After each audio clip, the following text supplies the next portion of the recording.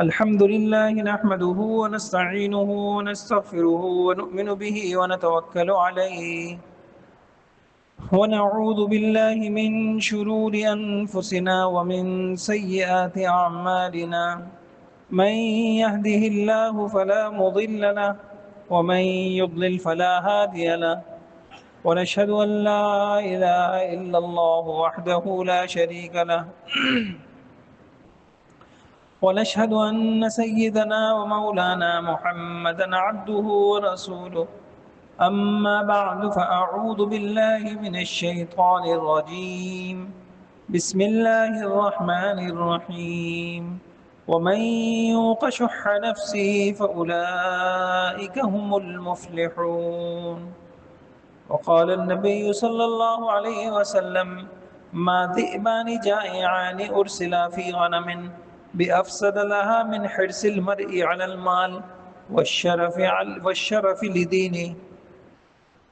میرے محترم بھائیوں بزرگوں، کئی نشستوں سے یہ بات چل رہی تھی، ایک کامیاب گھرانہ جس میں خاندان جڑ کے رہ رہا ہو، آپس میں محبتوں سے سب رہتے ہوں، دل جڑے ہوئے ہوں، خاندان جڑا ہوا ہو، رشتہ داریاں مضبوط ہوں۔ اب رشتہ داریاں خراب کیوں ہوتی ہیں؟ تو میں نے عرض کیا تھا کہ 6-7 وجہیں ہیں۔ پہلی وجہ یہ عرض کی تھی کہ صلہ رحمی کی اہمیت کا نہیں پتہ۔ جب اہمیت کا نہیں پتہ تو چھوٹی سی بات پہ اتنی بڑا نقصان کر دیا، رشتے توڑ دیے۔ اور اگلی بات یہ عرض کی تھی کہ ایک غلط فہمی ہے، جو جیسا کرے اس کے ساتھ ویسا کرنا چاہیے۔ جو جوڑے گا ہم جوڑیں گے، جو توڑے گا ہم توڑیں گے، جو بلائے گا ہم بلائیں گے، جو قریب کرے گا ہم اس کو بھی قریب کریں گے، جو ہمیں دور کرے گا ہم اس کو دور کریں گے۔ یہ ایک غلط فہمی ہے، یہ ایک غلط سوچ ہے، یہ ایک منفی سوچ ہے، یہ اسلامی سوچ نہیں ہے۔ اللہ ہم سب کی حفاظت فرمائے۔ تیسری بات آج عرض کر رہا ہوں، ظلم، حق تلفیاں، ناانصافیاں، یہ چیزیں رشتوں کو کمزور کرے۔ جب کسی کی حق تلفی ہوگی تو وہ ہم سے جڑے گا یا کٹے گا؟ جب کسی پہ ظلم ہوگا تو وہ ہم سے محبت کرے گا، نفرت کرے گا؟ اب اگر ہم یہ چاہتے ہیں کہ ہمارا شمار جڑنے اور جوڑنے والوں میں ہو، کٹنے اور کاٹنے والوں میں نہ ہو، ہمارا شمار صلہ رحمی کرنے والوں میں ہو، ہمارا شمار قطع رحمی کرنے والوں میں نہ ہو، تو ہمیں ایک کام کرنا ہوگا، ہمیں حق تلفیوں سے بچنا ہو، ہمیں ظلم سے بچنا ہو۔ بہت بڑے عالم، عالمی سطح کے حضرت مولانا ابو الحسن علی ندوی رحمۃ اللہ علیہ، عالمی سطح پہ ان کو ایوارڈ ملتے تھے ان کی دینی خدمات کے۔ عجیب، ایک مرتبہ اپنے خاندان والوں کو، گھر والوں کو جمع کیا اور بڑی عجیب نصیحت کی۔ فرمایا، دیکھو میں نے تم لوگوں کو ایک خاص وجہ سے بلایا ہے، میں تاریخ کا طالب علم ہوں۔ کیا مطلب؟ بڑے لوگوں کے باتوں میں تواضع ہوتی ہے۔ میں تاریخ کا طالب علم ہوں، یہ نہیں کہا میرا تاریخ کا مطالعہ بہت وسیع ہے، میں تاریخ کا طالب علم ہوں، میں نے تاریخ پڑھی ہے، تو تاریخ سے لوگوں کے سامنے حالات آتے ہیں، لوگوں کے، قوموں کے، خاندانوں کے حالات سامنے آتے ہیں، ہر جگہ سے تقریباً واقف ہوں۔ بڑے بڑے خاندان اولیاء اللہ کے، یعنی وہ خاندان جن کے بہت بڑے ولی تھے، علماء تھے، وہ خاندان ختم ہو گئے، بکھر گئے، منتشر ہو گئے۔ ان کی اولادوں میں بے دینی آ گئی، ان کی اولادیں بگڑ گئیں، راستوں سے ہٹ گئی، دوسرے راستوں پہ پڑ گئیں۔ اب اتنا بڑا مبصر، اتنا بڑا تاریخ کا علم رکھنے والا، ان کا تجزیہ سنیں۔ کیا وجہ بنی کہ جب اللہ والوں کا خاندان نہیں بچ سکا، وہ منتشر ہو گیا، وہ کیا چیز تھی جو اس خاندان کے اندر آئی تو پھر خاندان منتشر ہو گیا؟ فرمایا دیکھو میں تم سے 3 باتیں کہتا ہوں، ان 3 باتوں کو سننا ہے، اگر عمل کرو گے تو تم پھلتے پھولتے رہو گے، خاندان چلتا رہے گا، رشتے مضبوط رہیں گے، اور اگر تم نے ان 3 باتوں میں سے ایک بات پہ بھی عمل نہیں کیا تو پھر جب بڑے بڑوں کے خاندان نہیں بچ سکے، آپ کا خاندان بھی نہیں بچے۔ پھر وہ 3 باتیں کیا ہیں؟ پہلی بات فرمائی کبھی ظالم نہ بننا، مظلوم بن جانا، کبھی ظالم نہ بننا، ظالم نہ بننا، مظلوم بن جانا، انشاءاللہ تم ترقی کرتے رہو گے۔ اگر ظالم بنو گے تو پھر ترقی نہیں کرو گے، اللہ تمہارا راستہ بدل دیں گے اور اللہ کی پکڑ آئے گی، عروج سے زوال آئے گا، محبت کی جگہ نفرت ملے گی، منتشر ہو جاؤ گے، بے برکت ہو جاؤ گے، بد دعائیں لو گے، ظالم نہیں بن۔ تو ظالم کون ہوتا ہے؟ جو دوسروں کی حق تلفی کرتا ہے، حق مارتا ہے، بہن کا حق مار لیا، بھائی کا حق مار لیا، اپنی اختیارات کا ناجائز اپنے اختیارات استعمال کیے، بڑا بھائی ہے چھوٹے بھائیوں کو بہنوں کو دبا دیا۔ یہی ہو رہا ہے ہمارے خاندانوں میں، جس کے ہاتھ اختیار آیا بس اب نے اس نے سارے اختیارات لے کے، اور ایک شیطان نے، نفس نے اس کو غلط کوئی دلیل سجھا دی، نہیں بس میں جو کر رہا ہوں صحیح کر رہا ہوں، آگے آ جائیے آگے آ جائیے، پتہ نہیں آگے آ جائیے، پیچھے کیوں بیٹھتے ہیں، آگے سمجھ ہی نہیں آتا مجھے۔ نمبر دو حرام مال سے بچنا، حرام مال سے بچنا، مشتبہ مال سے بھی بچنا، شبہ آ گیا، حلال ہے کہ حرام، حلال ہے کہ حرام۔ اور تیسری بات صلہ رحمی کرتے رہنا، کوئی تم سے جوڑے نہ جوڑے، اگر تم چاہتے ہو تو تم صلہ رحمی کرتے رہنا، تمہارے رشتہ دار تمہارے ساتھ کچھ بھی سلوک کریں لیکن تم ان کے ساتھ اچھا سلوک کرنا۔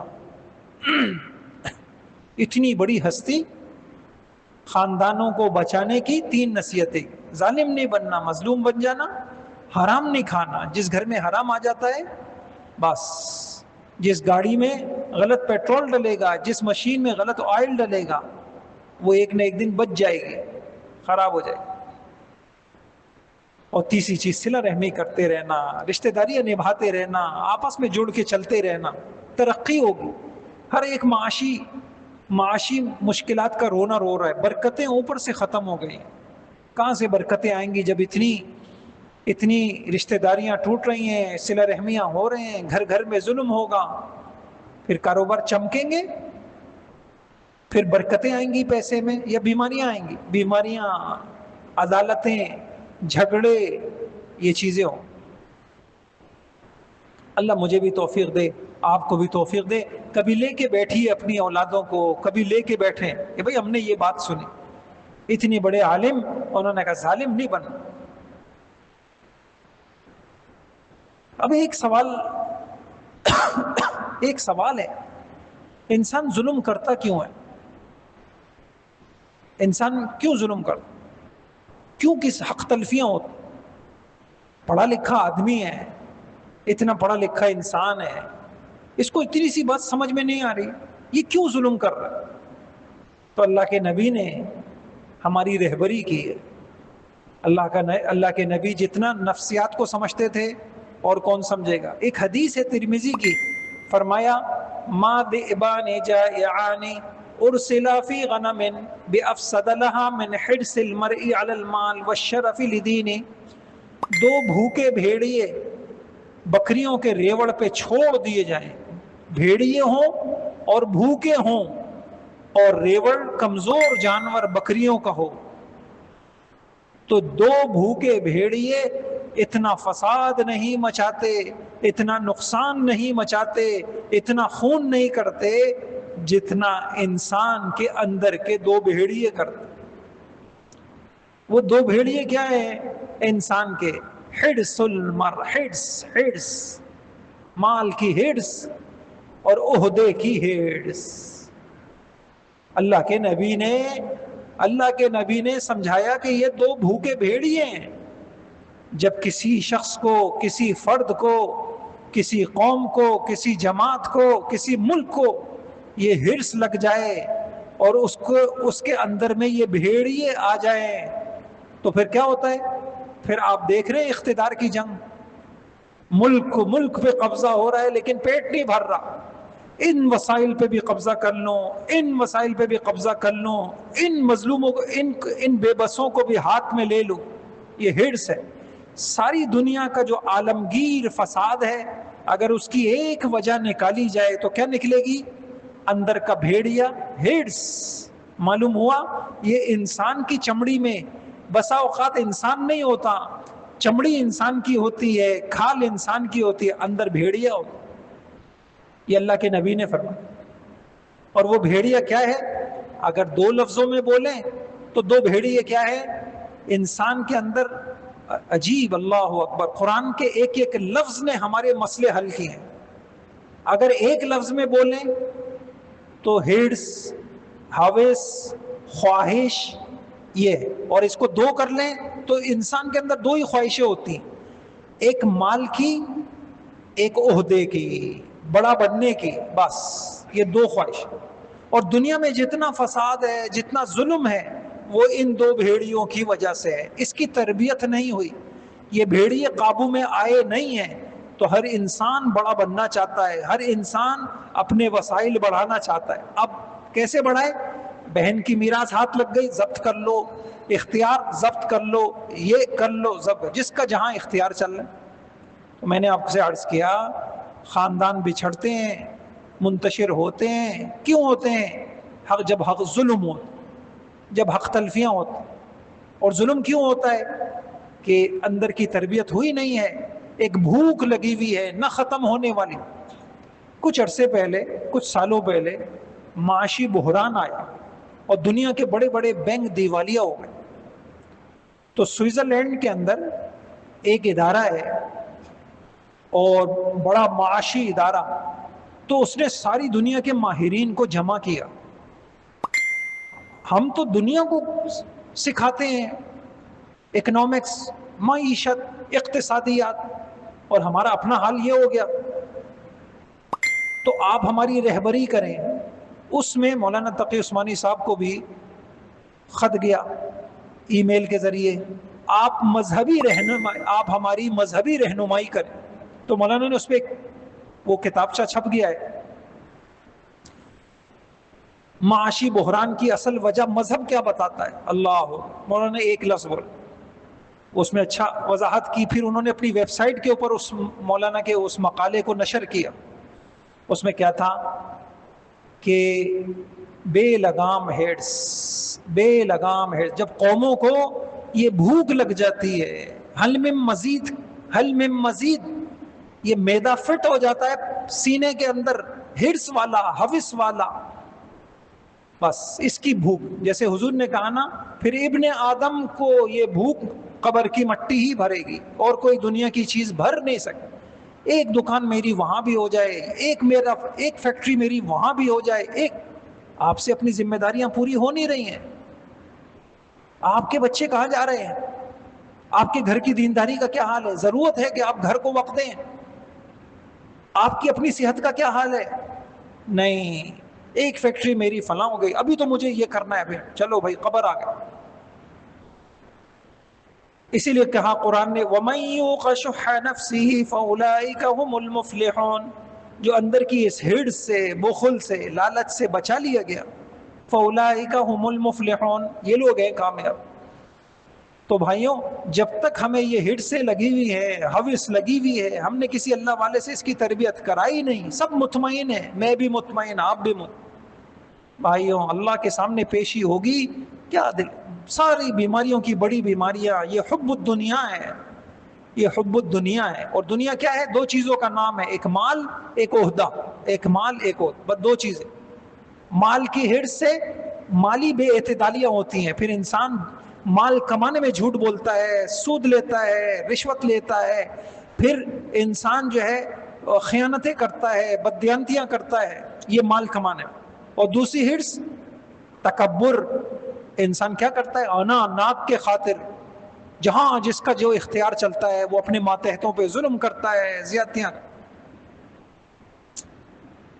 تو اللہ مجھے بھی توفیق دے، آپ کو بھی توفیق دے. زندگی مختصر بھائیوں، اللہ کی قسم دے، اسی مسجد سے کتنے ہمارے ساتھی چلے گئے، کچھ نہیں پتا کب پیغام آ جائے واپسی. چلو بھائی واپسی کا وقت ہو گیا، بہت کر.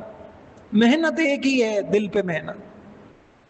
ہم سے بڑی غلطی ہو گئی. دیکھیں میں آپ کو ایک عجیب بات بتاؤں، بہت شاید زندگی میں آپ پہلی مرتبہ سنیں، لیکن زندگی بدل جائے جس کو. دنیا کا جتنا فساد ہے وہ خیالی قوتوں کی وجہ سے، ہمارے منفی خیال. یہی خیال ارادہ بنتے ہیں، یہ ارادہ عزم بنتا ہے، پھر عزم عمل بنتا ہے. پتہ نہیں میں سمجھا پا رہا ہوں نہیں پا رہا ہوں. ساری دنیا کا فساد، وہ فساد ایک گھر کا ہو، وہ فساد ایک علاقے کا ہو، وہ فساد ایک ادارے میں ہو، یہ مثبت خیال والوں سے فساد نہیں آتا، منفی خیال. اب یہ منفی خیال کہاں سے آتا ہے؟ یہ میں آپ کو جو فلسفہ نہیں سمجھا رہا، یہ اصلاح کی ایک بہترین بات، اس سے بہتر مجھے کہیں ملی نہیں. عمل تابع ہے ارادے کے، خیال کے. جو سوچیں گے وہ عمل میں آئے گا، جو ارادہ کریں گے وہ عمل بنے گا. اچھا سوچیں گے، اچھا عمل کریں گے. اچھا یہ خیال کہاں سے آتے ہیں؟ یہ خیال نفس پھینکتا ہے. نفس کے اندر خواہشیں بھری ہوئی ہیں، خواہشیں. اب یہ کہو، آپ نے نہیں دیکھا صبح اٹھتے ہی یار ایسا کرتے ہیں، یہ کھاتے ہیں، یہ خیال کہاں سے آیا؟ یہ نفس نے پھینکا. اچھا ابھی ناشتہ کیا نہیں ہے، یار موبائل دیکھتے ہیں، فیس بک دیکھتے ہیں، فلاں دیکھتے ہیں. کہاں سے آیا یہ خیال؟ نفس نے یہ خواہش پھینکی دماغ کو. اچھا ابھی وہ خیال ختم نہیں ہوا، چلو یار دوستوں کے ساتھ چلتے ہیں. یہ خواہشیں پھینک رہا ہے. کیوں؟ اچھا نفس خواہش کیوں پھینک رہا ہے؟ یہ کوئی اچھی باتیں کیوں نہیں پھینک رہا؟ اس لیے کہ یہ نفس غیر تربیت یافتہ ہے.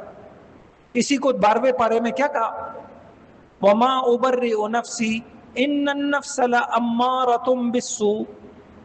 امارتم بالسوء، نفس کا کام ہی یہی ہے. اسی لیے آپ دیکھیں قرآن میں کیا ہے؟ وَأَمَّا مَنْ خَافَ مَقَامَ رَبِّهِ وَنَهَى النَّفْسَ عَنِ الْهَوَىٰ فَإِنَّ الْجَنَّةَ هِيَ الْمَأْوَىٰ. جس نے اپنے نفس کو خواہش سے روک لیا، بس آگے اس کا کام بن گیا، جنت ہے اس کا ٹھکانہ. تو یہ نفس خواہشوں سے بھرا ہوا ہے، خواہشوں سے یہ پھینکتا ہے خیال کو. اب سوال یہ ہے کہ اس نفس کو قابو کرنے والی طاقت کون سی ہے؟ اس نفس کو ایک ہی طاقت قابو کرے گی، وہ ہے دل. اگر دل خوبصورت ہوا وہ نفس کو بھی قابو کر لے گا کہ نہیں یہ نہیں یہ نہیں. پھر نفس اچھی خواہشیں بھیجے گا. پیسہ لگاؤ دین پر، مال لگاؤ دین پر، جان لگاؤ دین پر. ارے کیا آرام، قبر میں آرام کریں گے، اٹھ لو کر لو کچھ عمل، اللہ کو راضی کر لو. ارے اتنا استغفار کر لو، توبہ کر لو، اللہ کی مخلوق کے ساتھ اچھا کر لو، ارے معاف کر دو، ارے درگزر کر دو، ارے انتقام مت لو. یہ بھی تو ایک خیال ہے. یہ کیوں نہیں آ رہا؟ اس لیے کہ نفس گندا ہے، نفس گندا ہے، ناپاک ہے. یہ پوری اصلاح کا نظام اس ترتیب پر ہے. یہ سارے قرآن حدیث کا خلاصہ ہے. آپ کے پاس اگر اس سے بہتر کوئی بات ہے تو آپ مجھے بتائیے. اسی لیے حضور نے کیا کہا؟ الا وہی القلب. انسان کے جسم میں ایک گوشت کا ٹکڑا ہے، وہ سنور جائے، وہ اچھا ہو جائے، وہ خوبصورت ہو جائے، سب سنور جائے گا، سب ٹھیک ہو جائے گا. وہ کیا ہے؟ وہ دل ہے. میں آپ سے پوچھتا ہوں، آپ نے اور میں نے دل پہ، میں نے کچھ 1 سال پہلے وہاں اعتکاف میں معتکفین سے نشست ہوئی. میں نے کہا بھائیوں یہ بتاؤ ہم یومیہ اپنے دل پہ کتنی محنت کرتے؟ میں آپ سے بھی پوچھ رہا ہوں، اپنے آپ سے بھی پوچھ رہا ہوں، آپ بھی بتائیے. روزانہ ہم بہت محنتیں کرتے ہیں. کچھ وقت ہمارا کپڑوں کے لیے، کچھ وقت ہمارا کھانے کے لیے، کچھ وقت ہمارا سونے کے لیے، کچھ وقت ہمارا کمانے کے لیے، کچھ وقت ہمارا گھومنے کے لیے. ایک بات، وہ کتنا وقت ہے ہم جو اپنے دل کو دیتے ہیں؟ 0. آپ یقین جانیے 15 منٹ کوئی دینے کے لیے تیار نہیں. 15 منٹ اپنے دل کو، تو دنیا تو فساد سے بھرے گی. یہ دل کہاں سے سنورے گا؟ یہ دل کا علاج ہم خود کریں گے؟ اچھا عجیب بات، جسم بڑا ہے کہ روح بڑی ہے؟ جسم چھوٹی چیز ہے، جسم اصل روح ہے. تو جب آپ جسم کے علاج خود نہیں کرتے تو روح کا علاج آپ کیسے خود کر سکتے ہیں؟ ہم کہتے ہیں کہ ارے یہ نفس یہ تو بڑے بڑے ذہینوں کو الٹا کر کے رکھ دیتا ہے، تو میرا اور آپ کا نفس تو مجھے اور آپ کو نچائے گا. تو کرنا کیا پڑے گا؟ دل کا علاج دل والوں سے ہوتا ہے، جنہوں نے اپنے دل پہ ایسی محنت کی کہ آپ کا دل گواہی دے کہ اس اللہ والے کے دل میں دنیا کی محبت نہیں ہے، اس اللہ والے کے دل میں اس نے پاک کر لیا اپنے. اب جب آپ اپنا دل لے کے جائیں گے ان کے پاس، چراغ سے چراغ جلے گا. اور اس کی مثال بھی دے دوں، علماء نے اللہ جزائے خیر دے کوئی چیز چھوڑی نہیں ہے. کل قیامت میں کوئی نہیں کہہ سکتا کہ انہوں نے ہر طرح سے سمجھایا. آپ کا چراغ بجھا ہوا ہے، آپ لے کے جاتے ہیں اور چراغ سے چراغ جلاتے ہیں تو اس وقت تو جل گیا. اب آپ کمرے سے باہر نکلے تو گناہوں کے جھکڑ اور گناہوں کی ہوائیں آپ کے چراغ کو لگی، پھر بجھ گیا. اب آپ کو پھر آنا پڑے گا اللہ والے کے پاس. ہم نہیں کر رہے یہ کام. آپ نے دیکھا کہ یار فجر کی نماز چھوٹ رہی ہے، یار یہ آنکھ گڑبڑ کر رہی ہے، یار یہ زبان آزاد ہو رہی ہے، اس کا مطلب ہے کہ نہیں میرا چراغ بجھ گیا، اب مجھے ضرورت ہے کچھ وقت کسی اللہ والے کی صحبت میں گزاروں. اب فوراً جائے اپنا چراغ جلائیں، پھر کچھ دن چلے گا. اور کچھ لوگ ایسے ہوتے ہیں جن کا چراغ نہیں ہوتا، ان کی استعداد بہت اچھی ہوتی ہے. تو اس کی مثال ایسی ہے جیسے ایک نہر جا رہی ہے، یا یوں کہ بارش ہے اور بارش پرنالہ ہے. اب شیخ کا اللہ والے کا پرنالہ، اب اس پرنالے سے پانی آ رہا ہے، آپ کے اندر بھی آ رہا ہے. اب کیا ہوا؟ پرنالے میں کچھ پتھر آ گئے تو پانی تو اللہ والے کے پاس تو پانی ہے لیکن آپ کو نہیں ملے گا. اللہ والوں کا دل اس لیے کہتے ہیں کہ سب سے نازک اللہ والوں کا دل ہے.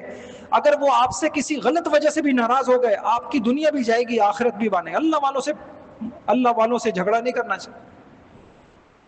اس لیے لوگ کانپتے ہیں اللہ والوں کے پاس، یہ براہ راست ان کا اللہ سے تعلق ہے، یہ ناراض ہو گئے تو ہماری تو مصیبت آ جائے. ایک بڑے اللہ والے کہنے لگے جب کسی کی مصیبت آتی ہے تو وہ اللہ والوں کو پریشان کرتا ہے، بس پھر اس کی دنیا بھی. اللہ نے کہا میرے ولیوں سے دشمن کرو گے تو میں تم سے میری سے ٹکر ہے. تو اللہ پرنالہ ہے، اب پرنالے میں تو پانی ہے لیکن کیا کریں پتھر آ گئے، اب آپ کو فائدہ. تیسری مثال علماء نے لکھی کہ آپ کی استعداد بہت اچھی ہے. وہ کیسی ہے کہ جیسے کوئی آدمی کسی نہر سے نالی پانی نکالتے نکالتے اپنے کھیت کے اندر لے آئے. یہ آپ کا کھیت ہے اور اللہ والے وہ نہر ہے، اب ان سے فیض مل رہا ہے، ان کے دل کی اچھی اچھی چیزیں آپ کے دل میں آ رہی. پھر کیا ہوتا ہے کہ کبھی کبھی اس نالے کے درمیان کوئی بڑا پتھر آ جاتا ہے تو پانی رک جاتا ہے، نہیں رک جاتا. یہ بڑے گناہ ہیں، حرام کا گناہ، سود کا گناہ، جھوٹ کا گناہ، بڑے بڑے گناہ آ گئے. اس بڑے گناہ کی وجہ سے آپ جا تو رہے اللہ والے کے پاس، نہیں اس پتھر کو ہٹاؤ. اور بعض لوگ ایسے ہوتے ہیں انہوں نے اتنی محنت دل پہ کی ہوتی ہے، اتنی محنت دل پہ کی ہوتی ہے کہ ان کی مثال دریا کی طرح سے ہے کہ بڑے بڑے پتھر بھی ان کی نیکیاں، ان کی اطاعتیں، ان کی فرما برداریاں ایسی ہیں کہ گناہ کے بڑے پتھر کو بھی بہا کے لے جاتے ہیں. تو بھائیوں چراغ سے چراغ جلیں گے، اس دل کو لے کے جانا پڑے گا اللہ والوں. جب دل سنور جائے گا، اچھا دل کیسے سمجھ، پھر اللہ والے کہیں گے بھائی آپ نے روزانہ اتنا ذکر کرنا ہے. اب آپ بیٹھیں گے لا الہ الا اللہ، حضور نے فرمایا دلوں پہ زنگ لگ جاتا ہے. یا رسول اللہ دلوں کا زنگ کیسے دور ہوگا؟ اللہ کے ذکر سے دور ہوگا. اب یہ دل پہ محنت کی، دل خوبصورت ہو گیا، اب دل میں اچھی دل اس نفس کو بھی قابو کر لے گا. نفس آپ کو برائی کی طرف نہیں لے.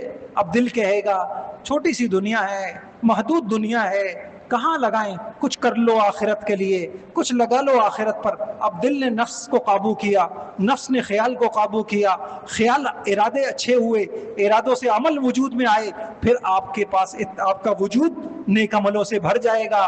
آپ کا وقت آپ آخرت بنائے گا، آپ کی جان آپ کی آخرت بنائے گی، آپ کا مال آپ کی آخرت بنائے گا، آپ کی زبان سے اچھا نکلے گا، آپ کی آنکھ اچھا دیکھے گی. کیوں کہ آپ کا خیال اچھا ہے. خیال کیوں اچھا ہے؟ کہ آپ کا نفس اچھا ہے. نفس کیوں اچھا ہے؟ کہ آپ کا دل اچھا ہے. اور دل کیوں اچھا ہے؟ کہ آپ نے دل پہ محنت کی ہے. بن محنت کے کوئی چیز اچھی نہیں ہوتی. بن محنت کے آپ اس مسجد کو چھوڑ دیں، 4 دن اس کی صفائی نہ کریں، اس مسجد میں جالے ہو جائیں گے. محنت کرنی پڑتی ہے. تو بھائیوں، اللہ مجھے بھی آپ کو بھی موت سے پہلے توفیق عطا فرمائے. کون نیت کرتا ہے انشاءاللہ روزانہ دل پہ محنت کریں گے، اور دل پہ محنت کریں گے. اور کیا محنت کریں گے؟ کسی معالج سے پہلے محنت کریں گے. جی ہاں، علاج خود نہیں ہوتا، دنیا میں کوئی علاج خود نہیں ہوتا. دھوکے میں ہے. میں بھی اپنا علاج کراؤں گا، میں یہ سمجھوں کہ میرا نفس نہیں، میرا نفس مجھے بھٹکا دے گا، دین کی راہ میں بھٹکا دے گا، یہی ممبر پہ بیٹھے بیٹھے مجھے گمراہ کر دے گا. یہ معاملہ اتنا خطرناک ہے، اتنا خطرناک. دین کی شکل میں دنیا ہوگی، اللہ وہ بہت سے دین کے کام ہوں گے، پیچھے نیتیں غلط ہوں گی، ارادے غلط ہوں گے، نیتوں میں فطور ہوگا. کیا ہوگا؟ نفس نے پٹی پڑھائی بھی ہوگی. قال بل سولت لکم انفسکم، یہ نفس اتنا چھوٹ. اس لیے ایک جگہ فرمایا ان اعداء عدوک الذی بین جنبیک، تمہارا سب سے بڑا دشمن وہ تمہارے پہلو میں چھپا ہوا تمہارا نفس ہے. اللہ مجھے بھی عمل کی توفیق عطا فرما دے، آپ کو بھی توفیق عطا فرما دے. بھائیوں، 4 دن کی زندگی ہے، کچھ محنت کر لیں گے انشاءاللہ دنیا میں بھی راحتیں، اطمینان، سکون، رحمتیں، بہاریں ملیں گی، اور موت بھی اچھی، قبر اچھی، آخرت اچھی. اللہ ہم سب کو عمل کی توفیق.